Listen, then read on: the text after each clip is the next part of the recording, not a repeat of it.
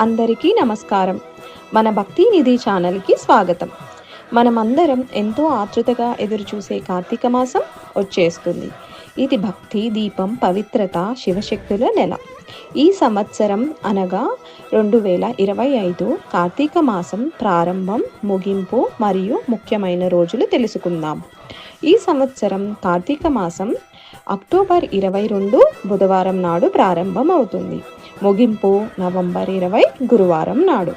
ఈ మాసంలో ప్రతిరోజు దీపం వెలిగించి శివుని జపం చేస్తే మన జీవితంలో వెలుగులు, ఆనందాలు నిండుతాయని శాస్త్రాలు చెబుతున్నాయి. ముఖ్యమైన రోజులు: నాగుల చవితి అక్టోబర్ 25న వస్తుంది.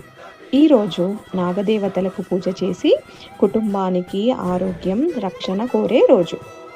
కార్తీక సోమవారాలు అక్టోబర్ 27, నవంబర్ 3, నవంబర్ 10, నవంబర్ 17న.